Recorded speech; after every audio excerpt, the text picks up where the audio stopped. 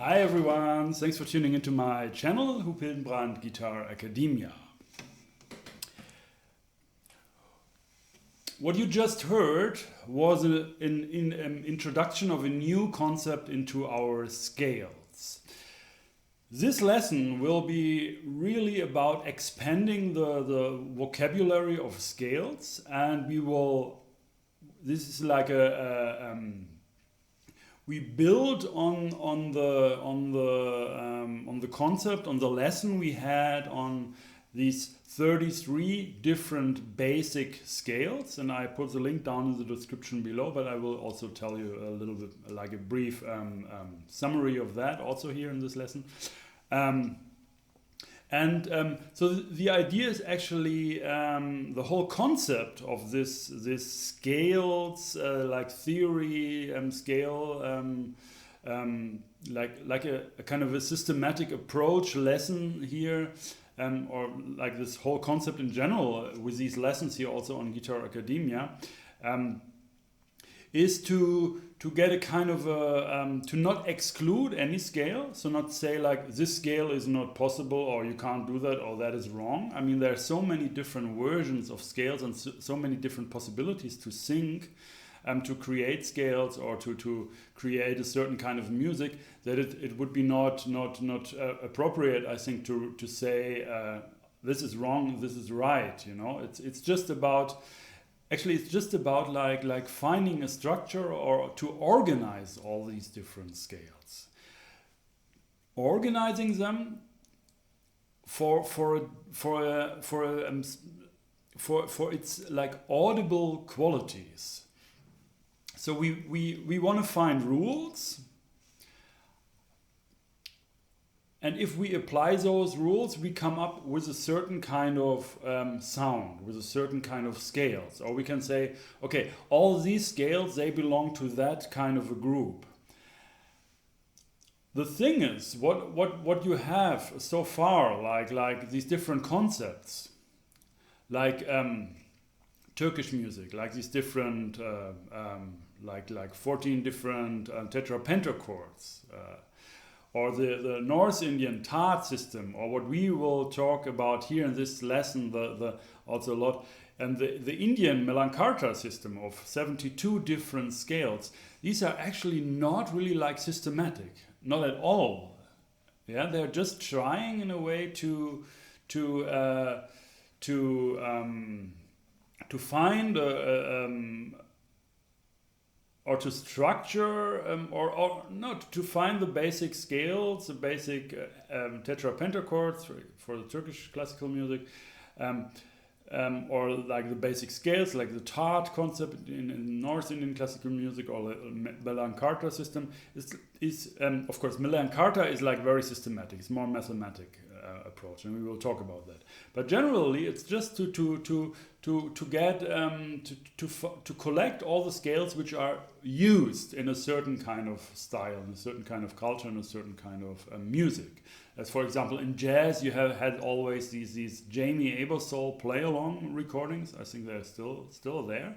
They still make new ones, and there at the end you always had the scale syllabus, yeah, where all the scales are written out, which are used in jazz, yeah, and but all these different collections, they are actually not a systematic approach, and they are really only caring about the scales which are used in that in that style. So what we are striving for is to really find a more general, more like an overall idea, so that we can say, okay, everything is possible.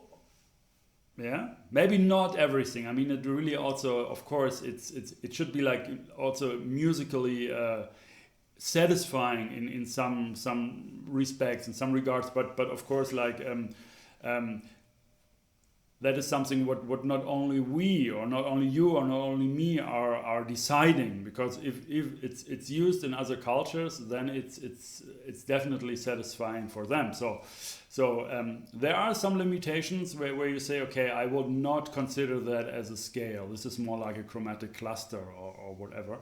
But a lot of stuff is actually possible, and a lot of stuff I think it's also not really used yet. So that's also a great approach, a great idea to also discover different sounds, new sounds in a way.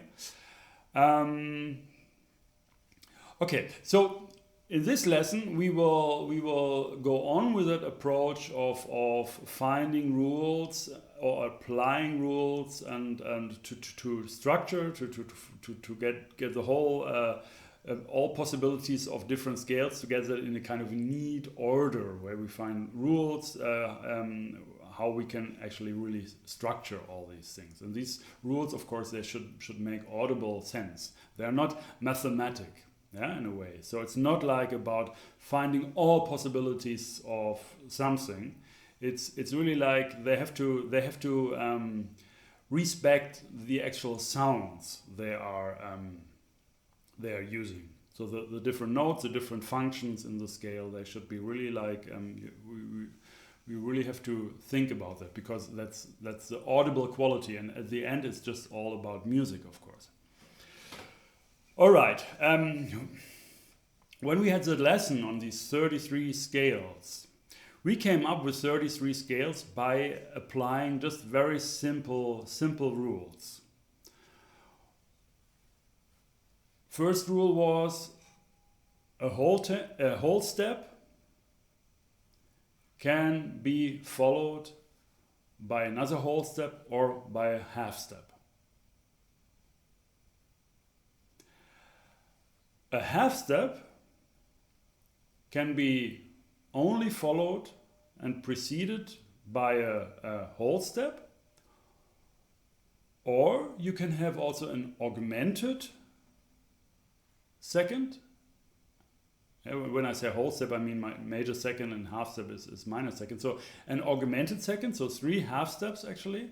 But these 3 half steps, this augmented second should be followed and preceded by another half step. So embedded in a kind of a surroundings of like half steps. And the reason for these rules is first to avoid chromaticism. So no half step and another half step and another half step. That's chromatic. That's not scale, so to speak. We just said that. We just made up this rule, or I just made it up. And the other the idea with the augmented second embedded in like 2 minor seconds is that a minor second plus an augmented second plus a minor second is the only clear it's the only clear way that you really hear that augmented second as an augmented second. Because once you precede or follow this augmented second with a whole step, with a major second, for example, you always have the feeling that this is just a minor third and there's something missing in between. If that's confusing what I'm just talking, please go back to this lesson on 33 basic scales, and I put the link down in the description below. So I explained that a little bit more there. But when you play around with that and when you try out these rules for yourself, you understand them very clear. I mean, they're very straightforward, these rules. And just by taking these little rules, you come up with 33 possible scales. And we also group these scales into like 4 families: the modes of major, of harmonic minor, of melodic minor, and harmonic major, and like 3 different symmetrical scales: half tone, whole tone, symmetrical augmented, and whole tone, and symmetrical augmented and whole tone, half tone, whole tone. They also have a second mode. They have 2 modes. All right. Okay.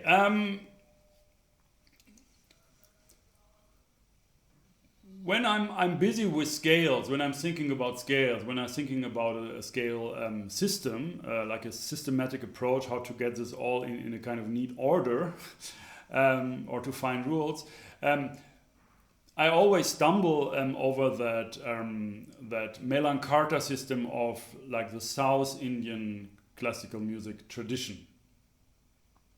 This system actually takes like 12 different tetrachords, so going from C. You can also group them actually in two groups of 6. So there are 6 different tetrachords going from C to any kind of a D to any kind of an E to F, C, F. Then there are 6 more tetrachords which going from C to F sharp. Yeah. So where the fourth note is raised, you can say. And there are like 6 different tetrachords starting with G.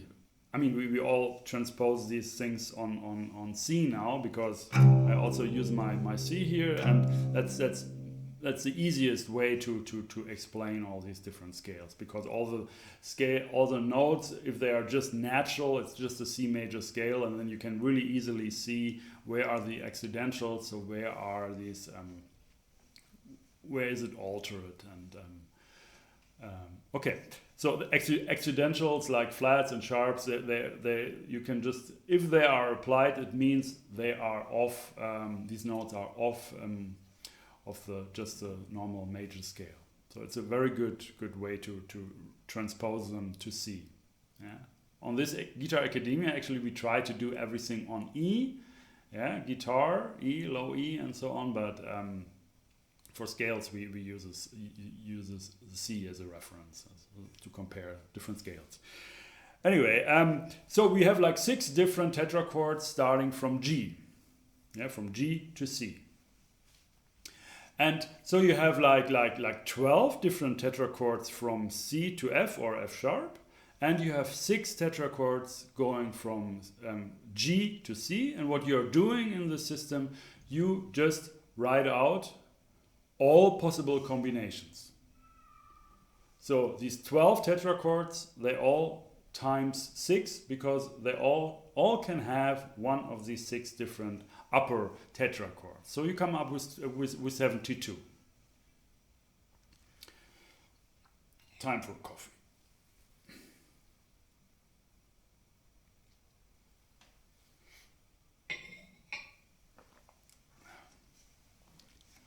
And these they also have names here. By the way, please go down in the description below. There's a PDF for this lesson, and I'm really referring to that also with the different names, and also this example I played at the beginning is notated there.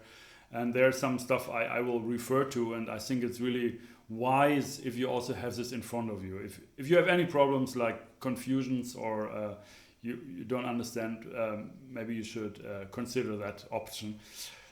Okay, so on that one page where you have like all these different lower and higher tetrachords of the different Carnatic scales. By the way, Carnatic is the South Indian classical tradition, and Hindustani music is a North Indian classical tradition. So you have like these two traditions in India, yeah? Kind of divided by a kind of a almost horizontal line. Okay, and these lower tetrachords, they also all have names. They're also all called like chakra. You have Indu chakra, Nitra chakra, Agni chakra, Veda chakra, and so on. We just don't go into the names, why these names and so on. But we will use these names to just name the different tetrachords. Then the higher tetrachords, I don't have any name assigned here. They are just like, you add this to one of the lower tetrachords, and then you say this is like a Melancarta scale number so and so, and this is like an Indu chakra scale, scale, because it has the Indu chakra, this kind of a tetrachord as a basis, and then you have all these 6 different possibilities of this higher tetrachord starting with G. It's actually really, really interesting. That's also like something I really have to note here to tell you, because we talked about this a lot, like this tonal framework thing. How actually like this tonal framework one, this root fifth octave, this kind of skeleton or framework building kind of thing. How this is actually like considered and used as kind of a basis also in all different kinds of cultures. Yeah, and we have a lot of examples how instruments are tuned, how scales are built, what kind of chords are used, and how these chords with the perfect fifths are different and differently considered as without a perfect fifth, with an augmented or diminished fifth. Whatever, there are so many examples, and because this interval, the perfect fifth, is of course the first next tone in the harmonic series. Yeah, it's a third partial, so it's really relevant in all kinds of cultures. And now you really see this is also like a kind of a proof again of that kind of concept, that kind of an idea, because you come up in this Melancarta system, you come up with very strange scales, which I really also will not talk about now. But some are really strange, and you wonder why is that? How is that possible? But they all have a root, the octave, and the perfect fifth. So you would never touch the root and the perfect fifths. They are the framework, and they are valid, and there is a structure in all 72 scales. So this is actually really obvious, you know, when you see that, and you see like it's really mathematic. It's really like strange variation. It's like the third can be diminished there as a scale tone, and all that kind of a thing. So why you never would touch the G, you know? So you have all these strange scales, but you don't have like a Locrian scale, for example, just the seventh basic like church mode, you know? And also you don't have like an Lydian augmented scale or like that, you know? So that's actually like really really interesting, you know. So it's a bit strange, because on one hand it's like very mathematic and very strange scales would happen, which you think, well, are they really used? And I do not really know that. I have to find out myself, and to find like a good recording of some of these very strange scales would be like maybe the next thing I would check out. But you never touch the G. It stays there. It's in a way like don't touch it. Yeah, it's divine or something like that. So you come up with all the different kinds of possibilities, but you don't consider changing the fifth. That's really interesting. All right. On this, you see this one page where you see like the different versions of the notes in a scale. Yeah? You see there's a D, there's a C, like our root, and then you have three different kinds of Ds, three different kinds of seconds. You have a minor second, you have a major second, and you have an augmented second. And then you see below the augmented second, you see it's also the E flat, so the minor third, equals the augmented second. Yeah, and then you have the E, the major third, and then goes on with the F. Actually, sometimes you also have to consider maybe the F flat, but that's more rare. It's really only the F flat is only a note which you need when you really have a very strong minor third in the chord scale. The basic chord is really minor or diminished, and then you just use this F flat, which is actually the major third. You just use that as a passing tone, just going very quickly, and don't show it too long, because a major third always, whether you call it a D double sharp or an F flat, it always will rule as a major third. It will say, I'm the major third. I don't allow any other third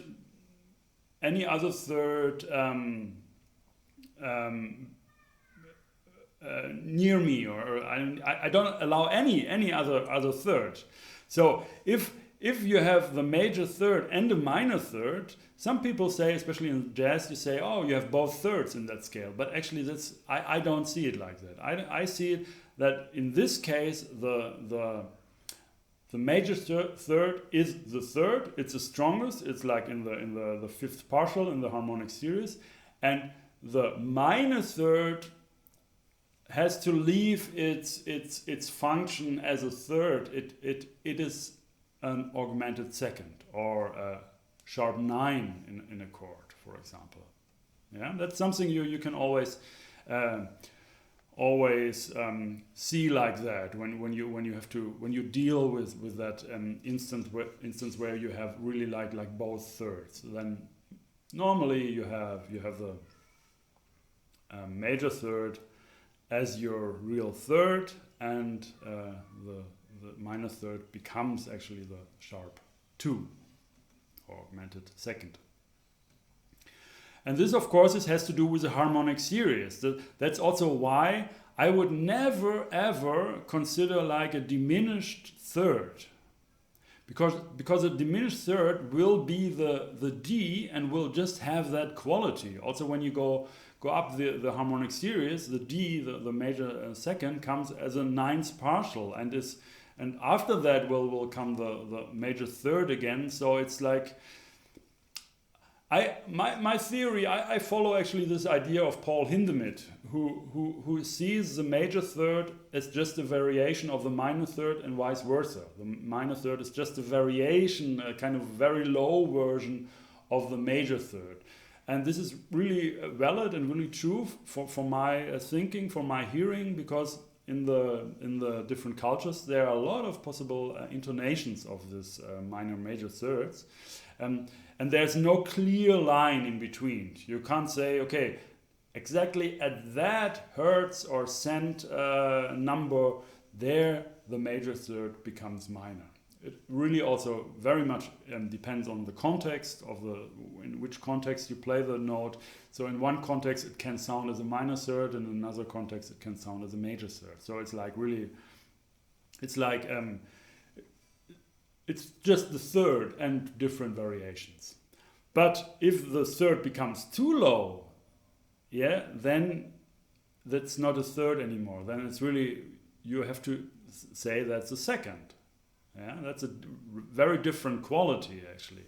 So that's actually why I am not really convinced with this Melancarta system, with this idea of this first chakra, of this Indu chakra, where you have like a C, D flat, and an E double sharp. Yeah, you have two things. You don't have any third anymore.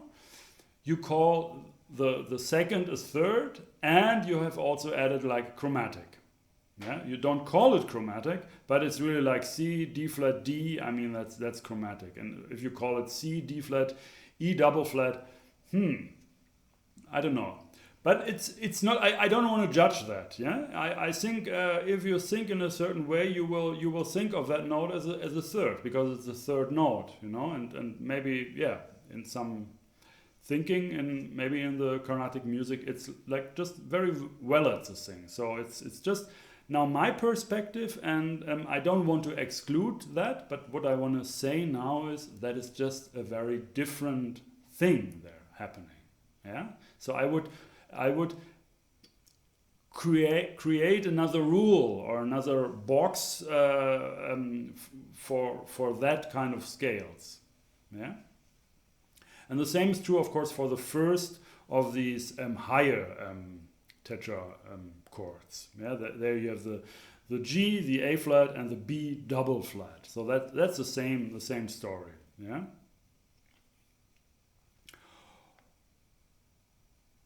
Although you can have a diminished seventh, so that's actually that's something what actually happens. A B double flat is possible, but here you have also like a kind of a chromatic. You have G, A flat, B double flat, and the thing when you normally consider like a diminished seventh, like a B double flat, which happens in scales, then you are naturally dealing with a diminished chord. Yeah, with a, like a diminished triad with an added diminished seventh. Yeah, that's how you normally would think of a diminished seventh, because when you have like the perfect fifths also in the scale, then you, in a way, it sounds like having two variations of the sixth. Yeah, having a major sixth and a minor sixth together, and you would not really hear that as a diminished seventh. Yeah, you can try that for yourself. I mean, don't trust everything I'm saying. Just try out for yourself and listen. Yeah, and when your ears say, "Oh, that really sounds like a diminished seventh in that context," okay, cool. Yeah, let me know. Put it in the comment field below. Okay, on this page where we have these different variations of notes, I just wrote out the notes which I consider as possible in a scale, or like having all these different scale degrees, what kind of variations are possible. So the C, the root, is only possible as a root. You can't change the root, because then you would change the whole scale. Huh? So the fundament is stays, and the octave also. Then you have three variations of the seconds. You have two variations of thirds. You have two variations of the fourths, F and F sharp. You have three variations of the fifths, the flat five, the natural five, or the perfect fifth, and the augmented fifth. So diminished fifth, perfect fifth, augmented fifth. Then you have two versions of the sixth or 13th. It depends in which style you're thinking. So as an extension of a chord, it would be like a flat 6, a flat 13 and a natural 13, or you can say it's a minor sixth and a major sixth we can have. A sharp sixth or an augmented sixth would also really come into this conflict, because it sounds like a minor seventh, which you also have in the harmonic series as a seventh note, and then going directly up a little bigger whole step to the octave to C. You have you have three different sevenths. I have to add that here also. Three different sevenths. That's actually true. You have the diminished sevenths, you have the minor sevenths, and you have the major sevenths. So these are all possible. So these different variations I wrote there, they really have to do with how you can hear the different notes. They are not like mathematical approaches. Okay, I can have a diminished second, I can have a double diminished second, and so on. I mean, like in theory, you would come up with maybe endless possibilities of scales. But it's really about the sound. Yeah, once you decide for a root, this note is just creating a whole universe of harmonics, of already structuring the space above it. Yeah, the fifth is there somehow, the third is there, and so on. And you have to relate to that, or you have to, in a way that you either confirm it or you work a bit against that. Okay, so these different notes, they're all about the sounds, and you can try that for yourself, and you can look for these different notes in different scales, or whatever. Just or you just take it for granted.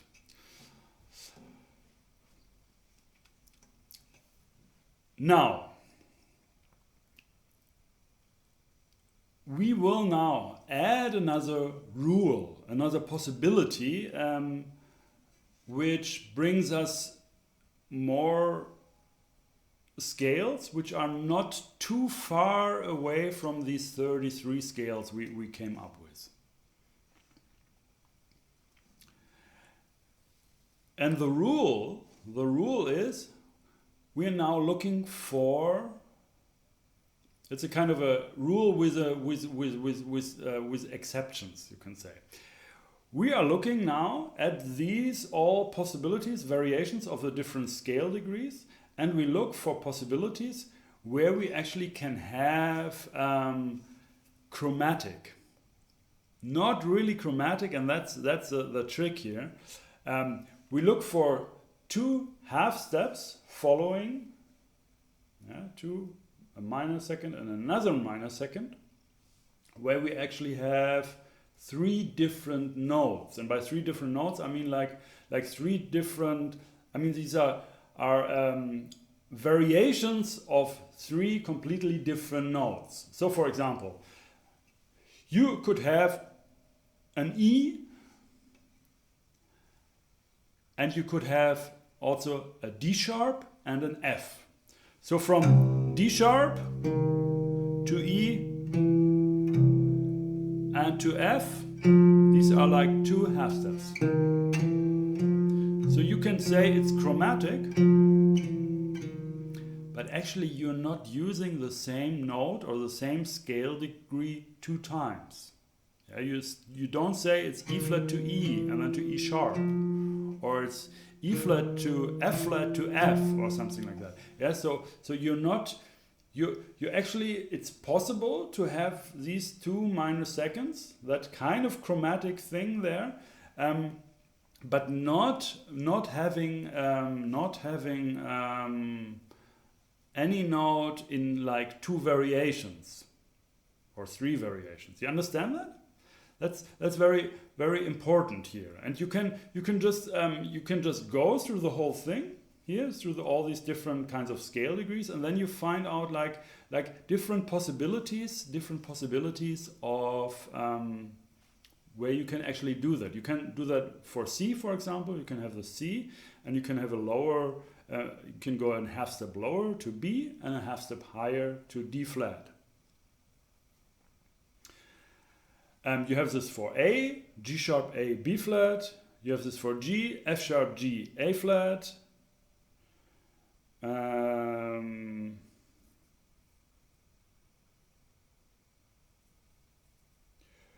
G, A flat, B double flat would also be a possibility. Okay, so we have different possibilities of that. But there is one very great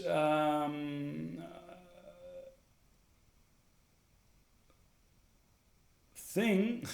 What will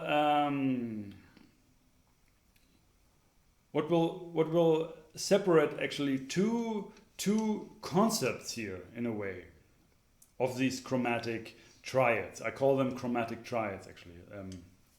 We'll talk about that a bit later.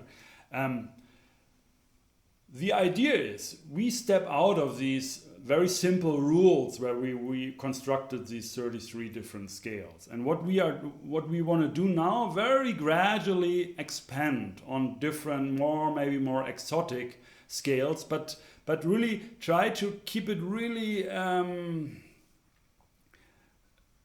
related, really connected. We don't want to come up with like some of these scales here of this Mellon-Carter system. They're so far off, like breaking all the rules at the same time. So we just break one rule and we see what happens. And we now break this rule of having a minor second, that a minor second can't follow a minor second. We will break that rule, but all other rules we keep intact.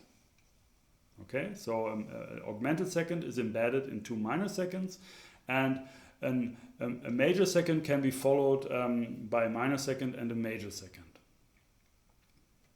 Yeah, and a minor second now can also be followed by another minor second, but only in a certain with certain restrictions. And these restrictions are every note of this chromatic triad, you can say, should be a different scale degree, has a different name, yeah, of the basic note, A, B, C, D, E, F, G. And this first step now, we want to get scales which are more resting. The thing is, when you have and I call this chromatic triad. I call this actually like this thing here, like let's put it here. That's maybe more common, and your ear understand that better. You have a G. It's a perfect fifth. It's very stable. Yeah. And when you take an F sharp, you create tension and want to resolve back to G.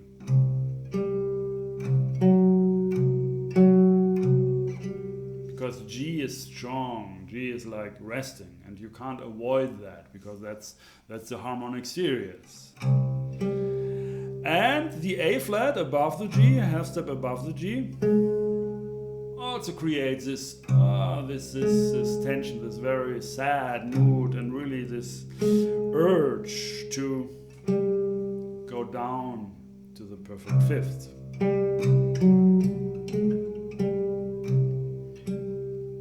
That's my chromatic triad, and what I consider here as a root is a middle note. So I have a G chromatic triad, means I have the G,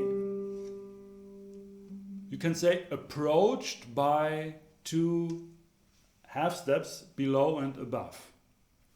Because that's the most natural occurrence of like two half steps happening in the scale.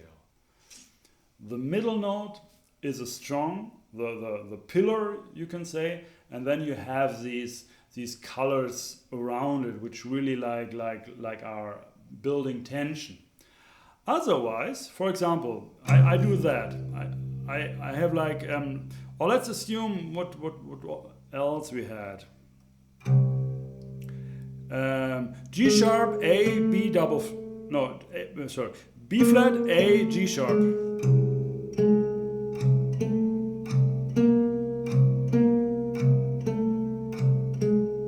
When I play that, only these three notes, of course, always relating to the C, because the C is our root, it's always there. We always have to consider there's a root, and we can play it to also judge and analyze the notes.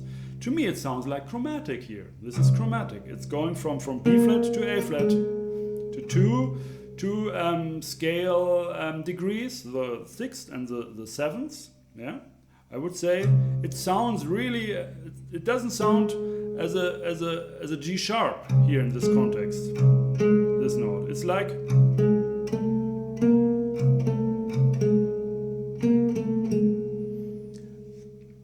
Yeah, it's this. To me, it sounds like chromatic, and that's happening really when you deal with the middle note deal with chromatic triads, where the middle note is not a very strong core pillar, considering also the harmonic series. Try that for yourself. Try different like these chromatic triads, different chromatics, different half steps. Or two half steps following each other in scales, in melodic playing, and you will hear that, you will recognize that. This is a huge difference between all the other chromatic triads and those. And now we talk about three different chromatic triads which really work very, very well and really are pleasant also for our ears. They're not like exotic and we don't understand them. We understand them very easily.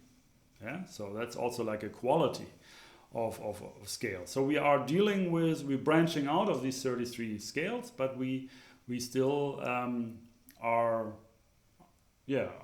feeling. I mean, we understand these others also. They are not so far. Yeah, we go step by step, and we will also go further. But for now, let's. Be here and now. Okay, so what we have, three different versions. We have the root as a core pillar. we have the fifth as the core pillar, and we also have the major third as a core pillar. Yeah?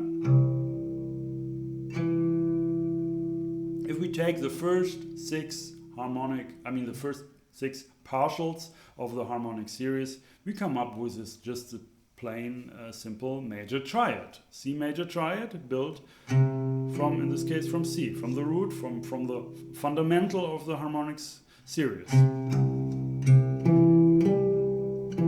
Yeah, every note is a core pillar, you can say. Every note is really like resting and complete, and also, that's also important, always confirming the root. And we always have the feeling, if we go from these E or G notes back to C, it's resolved. Yeah? That's also quality there, of course. So we are confirming the root. And we just add now these additional colors, tension notes, half step below, half step above those notes. So we have that chromatic triad.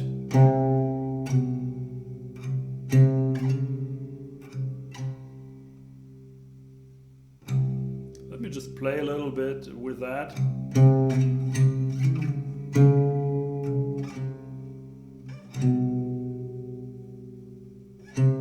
And you can really play every note and hold the note, and you still have a very, very clear,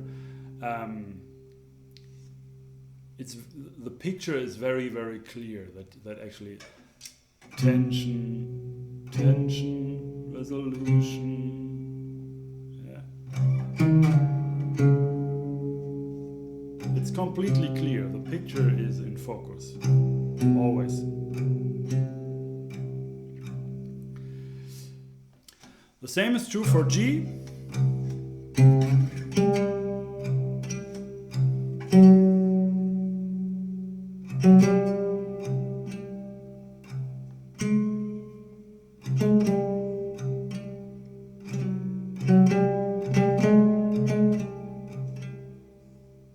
Yeah? And for E.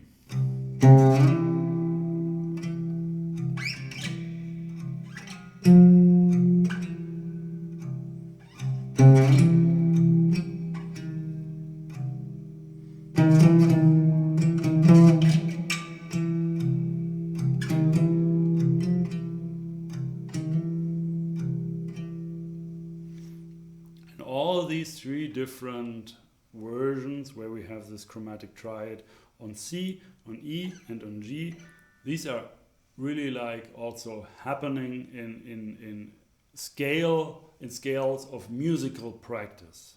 Yeah, in the makam music, in the Turkish, in the Arabic music, in the raga music, in some other like Balkan music from the Balkan, and like, yeah, I think there are much more.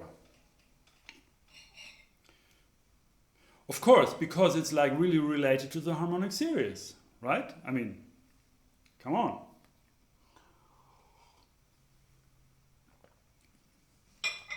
Okay, now I picked those 11 scales from the Melankarta South Indian classical music system, which now these rules, I mean these scales which follow these rules, and these rules, what do I mean with these rules? Actually, the other rules are not. I didn't touch the other rules which I had for these 33 scales. So it's still. One very important rule is still an augmented second can only be followed and preceded by a half step. Yeah, that's important, because other scales also have this feature, what we just talked about with this chromatic triads on the root third, major third, or perfect fifth, but have breaking also other rules. So we just look at that and we just take our scales. In this case, I just analyzed all these 72 different scales from the Miller-Carter system, and looked for the scales which are actually not in our 33 scales already, so which just following simple rules, but just breaking that one rule, no half steps following each other, no chromatic, so to speak. So we expanded that and we said, yeah, sometimes we can have this kind of like wrong, you can say wrong chromatic. We can have the root, the major third, and the perfect fifth, and apply half steps below and above each of these three notes. Of course, not at the same time. I mean, some we can combine, of course. Do we?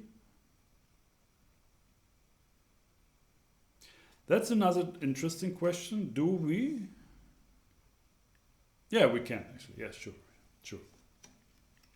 Yeah, we can have a scale which has both these chromatic neighbors on C and G. That's possible. Okay. Anyway, let's get a little bit into the music. Yeah, just a little bit. I mean, it's a quite long lesson. It's a lot of stuff. So we would need a little bit of music, I think. So I take this first scale now. Let's just arbitrary actually. The first scale, like Netra chakra. Yeah, it's Netra chakra, the lower tetrachord. Yeah, it's a second one, and then this we add the third higher tetrachord. So the G, A flat, B, C to that, and I just numbered these tetrachords so I can that way I can analyze or like label these different scales better. So Netra chakra plus the 3 plus the third tetrachord, and it's all on the PDF. Yeah, you find everything there. So, and by doing that, by having Netra chakra tetrachord, lower tetrachord, and the higher, the third tetrachord, we come up with a scale which has the root as a chromatic triad. And when we go on from the root, we have a D flat, so a minor second, a major second, and a major second, so we just have Phrygian. Yeah, very easy, very simple. And then also this note could also be still in C Phrygian. But then we have this augmented second, A flat to B. And remember, we said an augmented second now can only be embedded in like 2 minor seconds, and that happens here also. So we go from G to A flat, minor second, augmented second, A flat to B, yeah, and you have to call this like these are adjacent scale degrees, yeah. I mean, it's a kind of an A going to a kind of a B, so it's a second, and then another half step, yeah.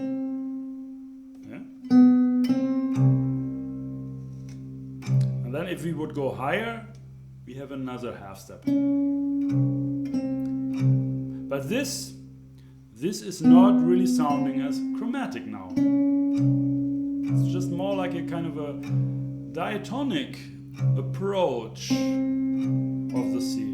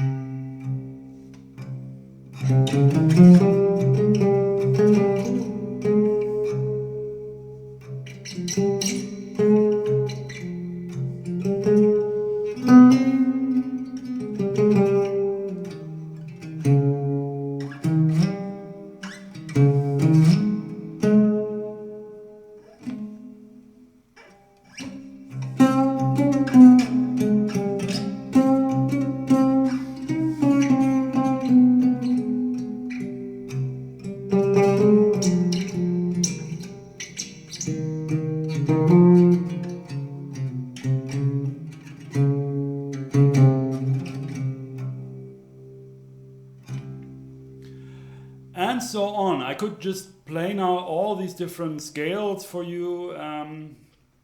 Of course, improvising with that to give you this kind of a atmosphere, but actually in a certain kind of a from a certain kind of a perspective, or from hearing from the atmosphere, they all create a kind of a similar thing there. Yeah, you have always this augmented second happening, and you have always this sound, of course, of this approaching a note from both sides with this fake chromatic. And these scales are really like they are happening in like you have also some names here like Bayraf or Sigülehicaz, for example. These are like very common scales in the Turkish, and it's a very common scale in the Turkish and the Indian music, classical music. North Indian also classical music, of course, like Bayraf. And let me very short, briefly, otherwise it's getting like really long lesson here, into this thing with a major third. Maybe let's take one. Let's take one which is maybe Ritu Chakra, which is the sixth one. So it's like yeah, that's the one where we have.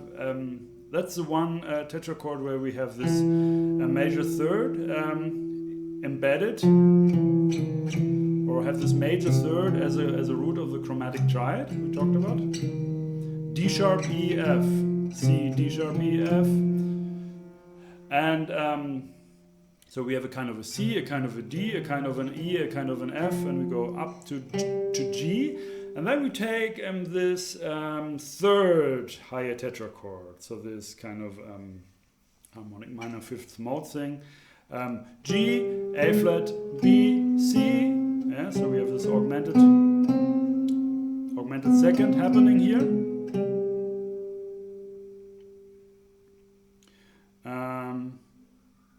Yeah, we have two augmented seconds actually. We have one from A flat to B. And we have another one from C to D sharp. And both of them